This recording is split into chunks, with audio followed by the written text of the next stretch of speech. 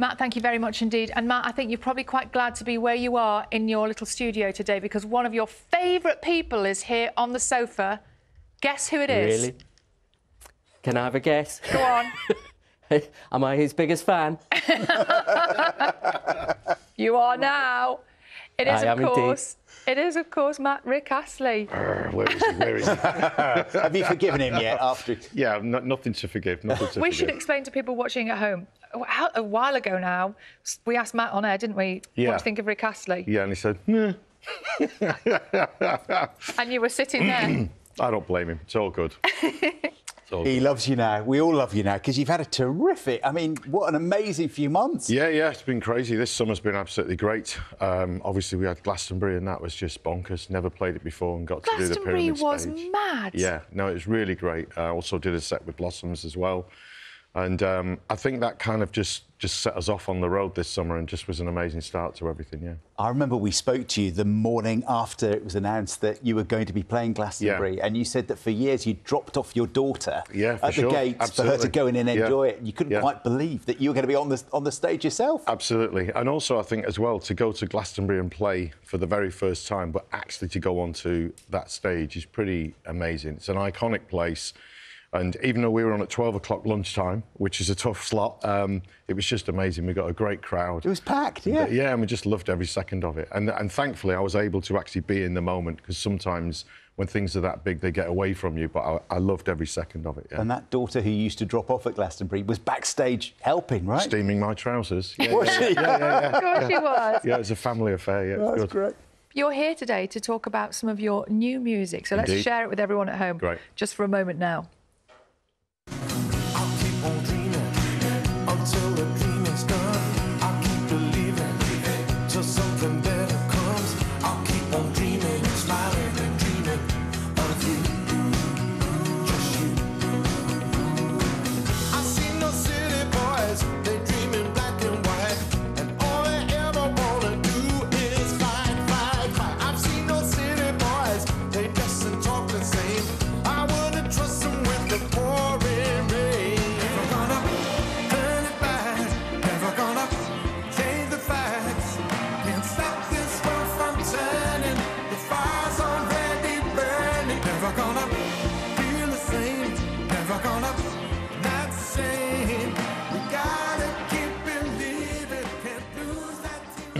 So, Rick, you do love a good video, don't you? Indeed. That one there that was you wandering through the woods, that's actually quite low-tech. Well, it was just my wife and I. We were in Denmark, which is where she's from, and we just went down to the beach and in the woods there with an iPhone and just shot and edited that video.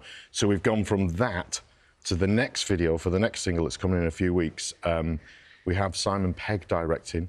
And obviously, because it's Simon Pegg and he's a movie star and all the rest of it, a big movie star, he's done an amazing job anyway. I can't wait to see the finished thing, but he actually brought the crew from Mission Impossible to film it. How did that was pretty amazing. Well, because he was at a festival and he shared some love with me on social media, and I kind of said thank you back and all the rest of it. And my wife actually said, I wonder if he directs and videos and whether he wants to. It might just be a fun thing to do.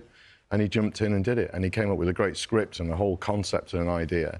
And it was just a great couple of days to shoot it, to be honest. He brings all that kind of, obviously, knowledge he's got from all the movies he's been in and written and made and all the rest of it. But also he brings that sort of humour as well. And it was just a great set to be on for a couple of days, yeah. And with that quality of people doing it. Wow. So we've gone from iPhone to Hollywood, sort of crazy jump there, but yeah, so. But it's interesting about the phone because you do love being in control of what you do musically, don't you? Yeah. Recording it yourself, producing it yourself, writing it yourself. Yeah, I do. I have a little studio at home. And is it in your garage? It is in my garage, yeah. It's a posh garage, though. And, of course. And I'm still in that mould, I think, of actually just still loving it, of like, you know, being a kid and having some equipment and finding out things and experimenting with things. And before you know what you're doing, I've sort of built most of the track. And I just really love doing it. If I go into a music shop and I look at guitars, I start to melt. I'm still, you know, I'm still in that moment. Hide the credit card. Yeah, still can't get out of that thing of being a fan as well, you know, so. Yeah. But that obviously works, doesn't it? It works for me, yeah. I guess it does, yeah. But also, I think I'm way more comfortable than I was back in the day. And even though obviously I had the Stock Aitken Waterman guys and those massive songs that they wrote for me and everything, and that was amazing, and I was lucky to be there. I think in terms of actually, a bit like the Glastonbury thing, actually owning it, being in the moment and really feeling that I'm in love with it. How did you get to that point then? How did you get to that place where you're more comfortable with it? I think by having a big break. Not doing it for a long time really helped, I think. And I think easing myself back into it. The first time I sang Never Gonna Give You Up and a couple of the others was in Japan, and I hadn't done it for like 15 years. And so I think it was so far away, it was like the other side of the world, but in every way the other side of the world being in Japan. It was just a fun thing to do, and I think it opened a door for me to do it again and enjoy it. So, and during those 15 years, what were you doing? A bit of this and that. I did have a studio, and my aim was to try and write for other people and maybe produce other people. Yeah. But it's a tough gig. Yeah. It's really, really hard. And I think also being a singer, I think my prime thing is about the vocal, and I kind of kept wanting to get in there and do it myself. And I think one day, obviously, I thought, I'm going to have to get back to this, and, you know, so here I am. So it seems to me like you are enjoying this much more. I probably am, yeah.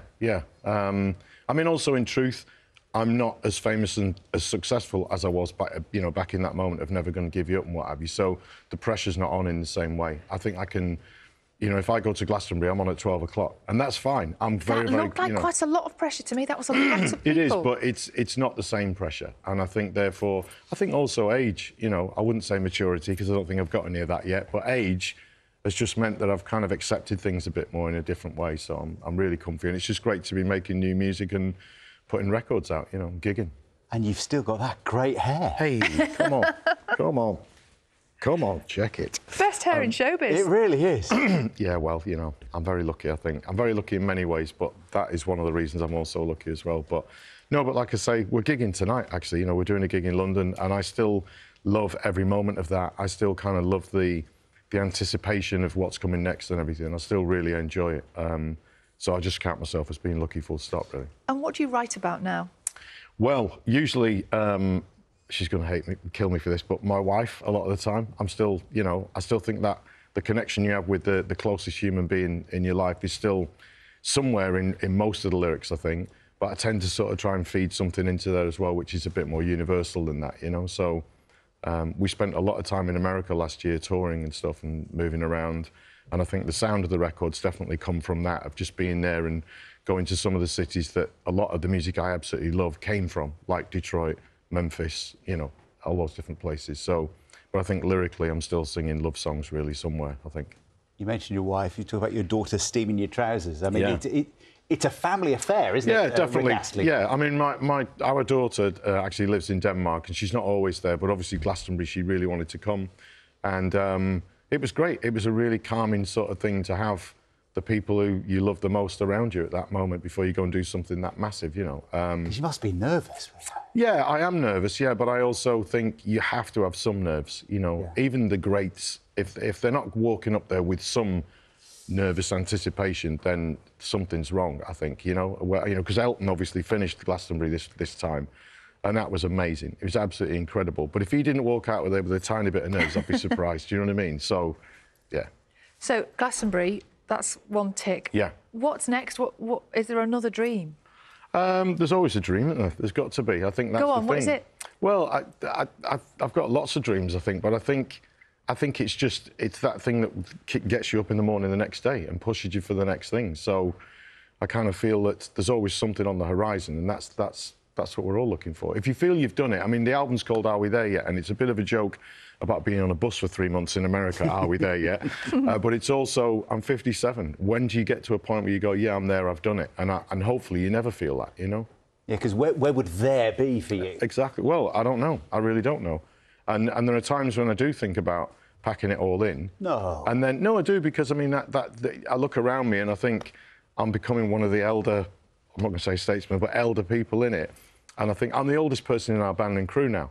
And that's a scary thing. I used to be the youngest at one point. Yeah, look at Jagger. How old's Mick Jagger? Yeah. But we're talking about like a different league there. And I'm not doing myself down. We are talking about a different league. And I kind of think I still really love it at the moment. So I'm not anticipating stopping, but I'm just saying that I think the Are We There Yet was definitely a question to myself of, when do you get to feel so comfortable that you're too comfortable? And I kind of felt that, you know, like I say, that it's always good to have a horizon to be heading for. Good advice there, Rick. Thank you. Thank you. Thanks for getting comfortable on our sofa. Yeah, lovely. Thanks for having me. Good luck tonight. Yeah, in indeed. London. Thank you. Keep enjoying. Rick Astley's new album, Are We There Yet?, is out now, and he's on tour next year.